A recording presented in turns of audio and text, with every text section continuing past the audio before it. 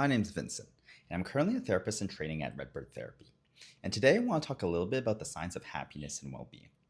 If you're to ask those around you what leads to happiness, you probably get a variety of answers like hanging with friends, going on a vacation, buying that new pair of shoes, getting that promotion, and so on and so forth.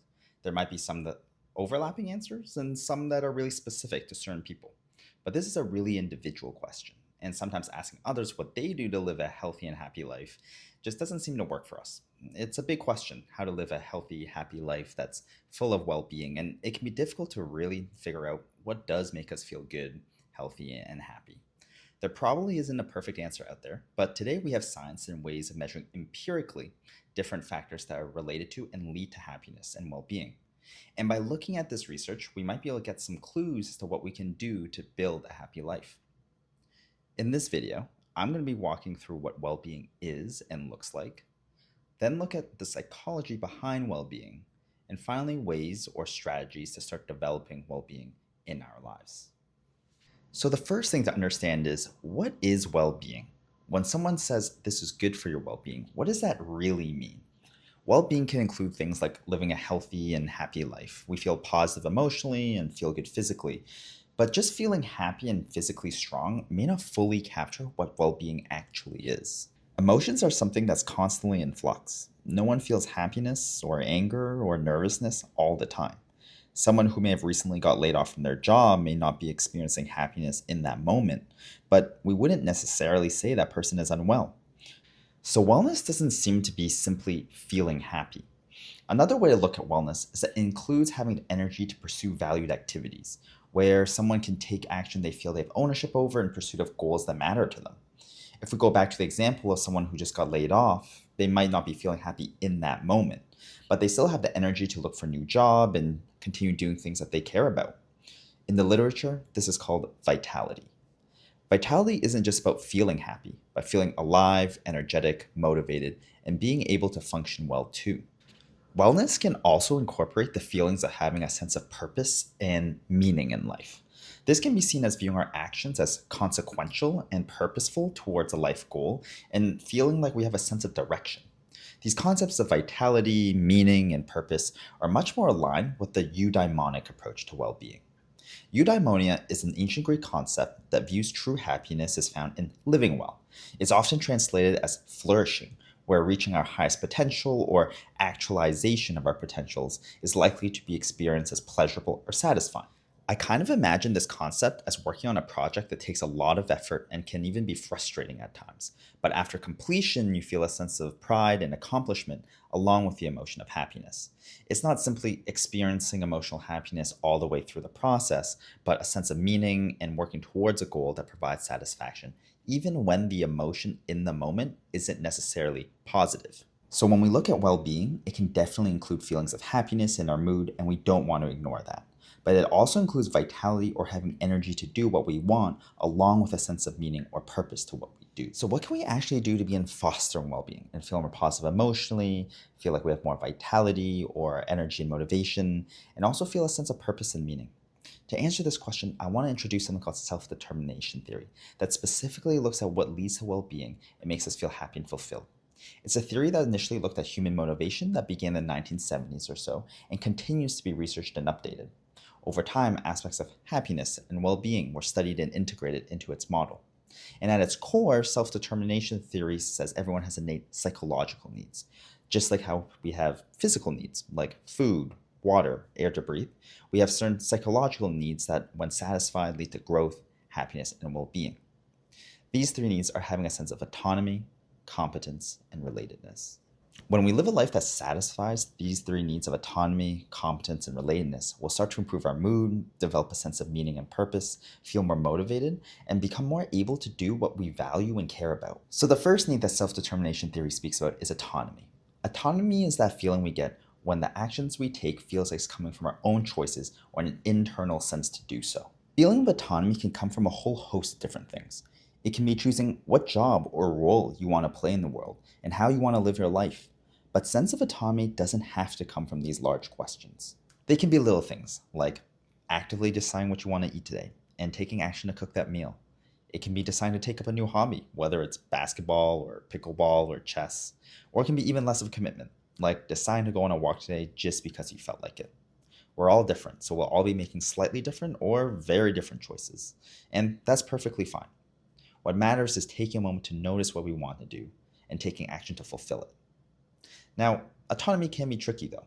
For example, if I'm being paid to do something and I agree to it, is that my own choice? To break it down a little further, self determination theory uses the idea of perceived locus of causality. It's a fancy term that just explains how we view why we're doing something, and if the reason we're taking an action is coming from us internally or due to an outside or external factor. For example, if I have an internal perceived locus of causality for something that I did, it would mean I feel like the reason I took that action is due to my own choice and desire. If I decide to bake a cake for my friend because I thought it'd be fun and I like my friend, that'd be an internal locus of causality. If I have an external locus of causality, it will mean I feel like the reason I took that action is due to something outside of me making me do it. It can feel like a sense of pressure or compulsion from external forces. In my cake example, maybe I'm deciding to bake the cake because someone told me I should do it, or if I didn't, it would mean I'm a bad friend. So an external locus of causality can be literally someone else making me or forcing me to do something that I don't want to do. It might be that I'm doing something because I'm paid to do so, or it can be feeling pressure in some form to do something. To dig a little deeper into understanding if an action is perceived as coming from ourselves or the external world, we need to understand that feelings of autonomy also come in a spectrum. There may be some actions that feel like they're coming completely from our own choice and have a strong sense of internal locus of causality, while other actions feel like we're doing it because of the external world. And then some actions feel like somewhere in the middle. Self-determination theory breaks down these actions we take into categories, which determines how much autonomy is felt when taking these actions. So here's a quick diagram I drew of the different categories our actions fall into and how much autonomy we'll feel when doing different things. When we look at this list, actions that we take that fall under the categories further to the left are experienced with less autonomy, or external locus of causality, while actions further to the right on this diagram are experienced with more autonomy or greater internal locus of causality. On one extreme, we have external regulation, and this is where we experience the least autonomy, where the action has a complete external locus of causality, which means doing the action is completely dependent on if you get rewarded or punished for it. You can imagine this is doing something that you don't care for at all and will only do based on external factors like getting paid or if you're threatened to do so. In this case, someone would have a really low sense of autonomy since the reason they're doing something is due to external forces. The next level of regulation is called introjected regulation. So at this level, the action we're taking is because we feel like we should or must do it. And it feels almost like an internal demanding force. There are slightly more feelings of autonomy than external regulation. However, we feel motivated to act because these actions are related to our feelings of self-esteem and worth. So these are actions that may have been taught to us through our parents and society as good, and learning values from others that we don't completely integrate into ourselves or align with. So our actions are dependent then on how we feel about ourselves. So an example would be if someone was told they need to do well in school by their parents, and their self-esteem was dependent on if they succeeded in school. If they did well, then they would feel pride and be content, but if they didn't do well, they'd feel highly self-critical and have a low self-esteem. So in this case, studying wouldn't really feel autonomous as they feel compelled to avoid feelings of shame or low self-esteem. Now, one step closer to our actions feeling more autonomous is identification. Now, this is where we start feeling much more autonomy in what we do as we're doing something because we believe in the value of the action and endorse it. The reason we're doing something is because it's important to us, and we're willing to do this without an external reward or feel compelled to because of negative feelings of shame or desire to kind of maintain our self-esteem. So if we kind of follow the previous example about school, in this case, someone may genuinely value learning and study because they see it as important to them. The focus is on the value of learning instead of being rewarded for doing well or avoiding feelings of low self-esteem if they do poorly on a test. The next level after identification is integrated regulation. And this is where our values fit with one another, and because of that, we feel greater autonomy in our actions as they align with more of our values and is therefore more easily endorsed. This is in contrast to identification, where we may have values that actually go against one another, which can almost lead to feelings of friction. So, the process of integrate regulation may actually involve changing some of our attitudes and beliefs so that our values fit together more seamlessly. There's a feeling of congruence, or things fit together when we take action that's aligned with all or most of our values, and a stronger sense of endorsement of what we're doing. Finally, we have intrinsic regulation. And here the activities we do is because we find them inherently enjoyable and interesting. We feel rewarded just by doing the activity because they're fun and engaging. Both intrinsic and integrated regulation provide the highest levels of autonomy, but differ slightly as integrated regulation often concerns future goals that align with our values and what we consider important to us, while intrinsic regulation involves activities we enjoy in the moment as they're engaging to us. So integrate regulation looks more at the future, while intrinsic regulation is sticking to what we enjoy in the present. As we can see, our actions lie along a continuum with feelings of low autonomy and feeling like the external world is making us do things on one end, to activities with feelings of high autonomy where we make active decisions to do them. So the more activities that we engage in that we find inherently enjoyable or value, the greater sense of autonomy we'll feel. So we really want to look at how can we increase the number of activities we do in a day that feel like our own choice. And so I want to dive into some really cool research that looked at what happened when students were asked about getting a good grade in their class. In this study, half were asked why they want to get a good grade, and the other half were asked how they're going to get a good grade. The students that were asked why reported increased meaningfulness of the goal to get a good grade, increased motivation to pursue the goal, and greater self-concordance, which just means they felt their actions were more in line with their values or felt fun to them. It seems that when the students start asking themselves why doing well mattered to them, they could connect to their values, had increased autonomy, and led to increased meaning and motivation that are connected to some of those aspects of well-being we mentioned earlier. Later in this video, I'll talk more about what we can do to foster autonomy, but for now, being able to reflect on what matters to us and why seem to increase feelings of autonomy. The second need in self-determination theory is competence. So this is having a sense of mastery, effectiveness, the general feeling that you're good at something. Now, a core aspect of feeling competent is experiencing optimal challenge. We may confuse competence with the idea of mastery, where we feel competent once we perfect a skill and can't improve anymore. But feeling competent involves experiencing growth, which means pushing our abilities to the limit and even experiencing failure. Just as an example, I'm someone who likes to play video games, and when I first start playing a new game, it can be difficult, but fun. Over time, though, as I get better, the game also needs to increase in difficulty to remain engaging. Another example is playing sports. Playing against others that are much better or much worse than you isn't as engaging or motivating as playing against someone with similar skill set, and ideally someone slightly better than you.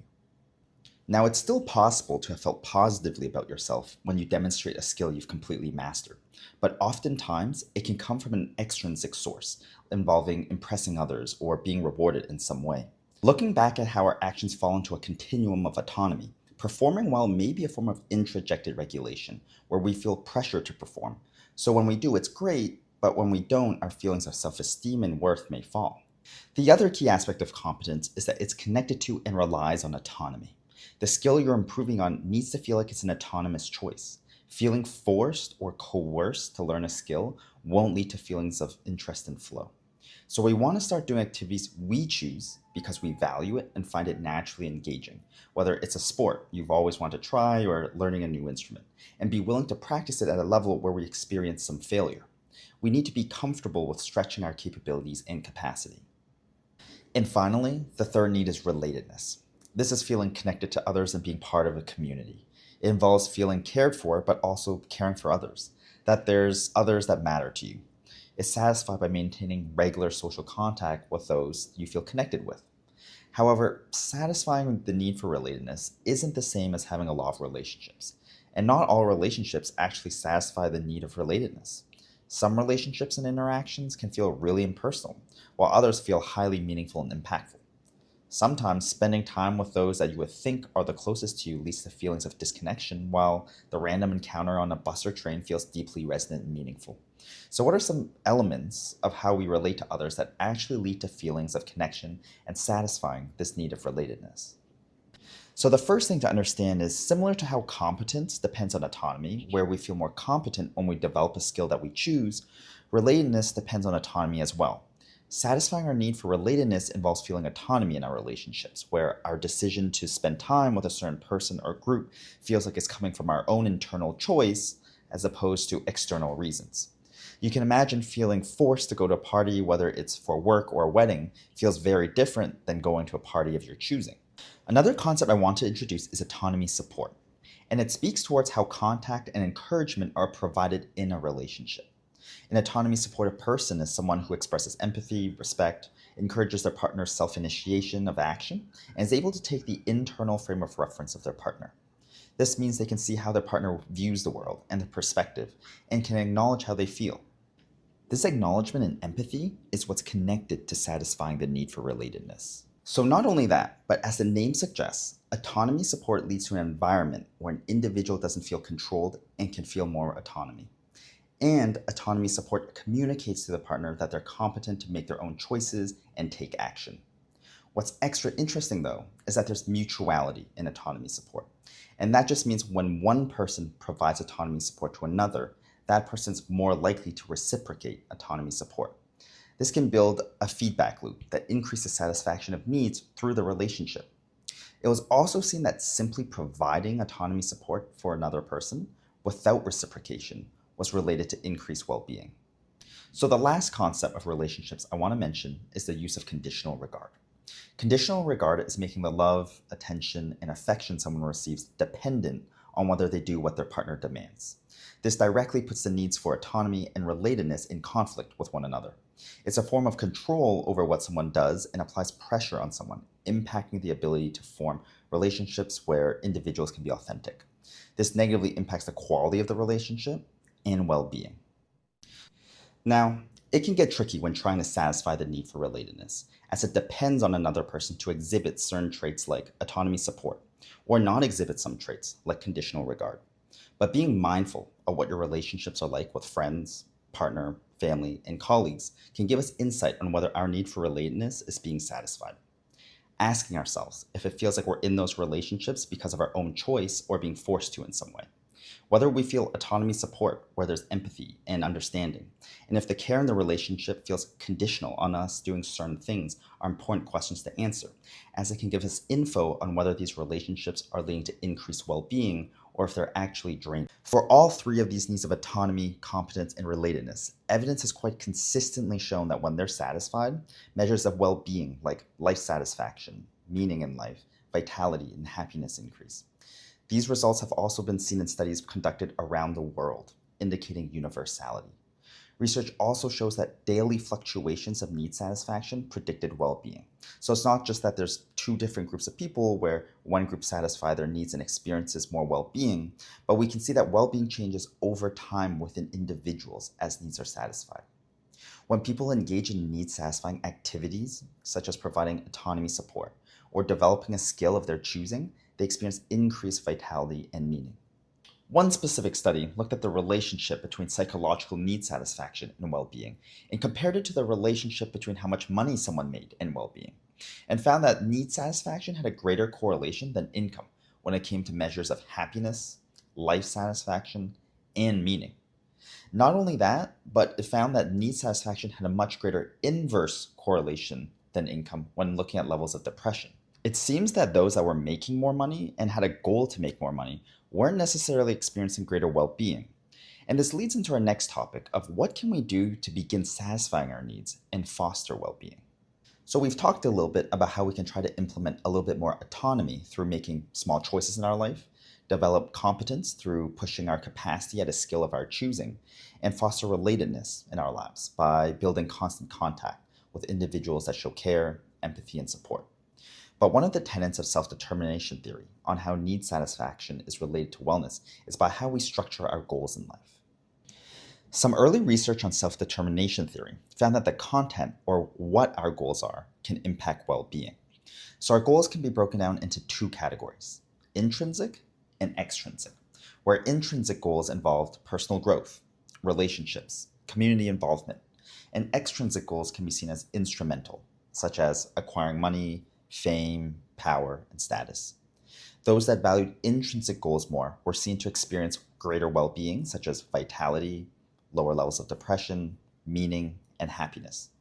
Not only that, extrinsic goals also appear to be correlated to diminished well being, such as meaninglessness, or is not related to well being at all. So those that valued their intrinsic goals more than extrinsic goals had greater well being overall. The other part of the equation is what happened when individuals attained their goals. Research found that individuals who accomplished their intrinsic goals also experienced increased wellness, while attainment of extrinsic goals had no relationship with wellness or only marginal gains were seen. A study looking at how well-being is related to goals asked college grads what their goals were after graduating and classified them as either intrinsic or extrinsic, and then followed up a year later asking whether they had attained their goals. What they found was those that had intrinsic goals and attained them reported higher life satisfaction, self-esteem, and mood than those that attained extrinsic goals. It's interesting because we often think that attaining our goals leads to increased happiness and satisfaction, but it seems that extrinsic goals aren't related to that. Not only that, but attaining extrinsic goals appear to be related to ill-being and worse psychological health. They also found that the relationship between attaining intrinsic goals and wellness was mediated by satisfying our needs for autonomy, competence, and relatedness. Striving for extrinsic goals seemed to be at odds with satisfying our basic psychological needs. Now, it's important to note that goals we would normally see as extrinsic, such as making money, doesn't necessarily mean it's bad for well-being. When extrinsic goals are pursued in service of intrinsic goals, we continue to see increased well-being as the overarching goal is intrinsic. For example, someone trying to make a lot of money to fund a passion project is likely still going to experience autonomy and competence as the money they earn is part of a larger goal. So to better differentiate if goals are intrinsic or extrinsic, we can look at what the ultimate goal is and if it fits into trying to be autonomous, competent, and related to others. For example, if my goal is to get really good at singing to impress people, while I am developing my skills and becoming competent at something, I'm doing it for the sake of how others view me, instead of becoming good at singing because I just really enjoy singing and I want to improve at it.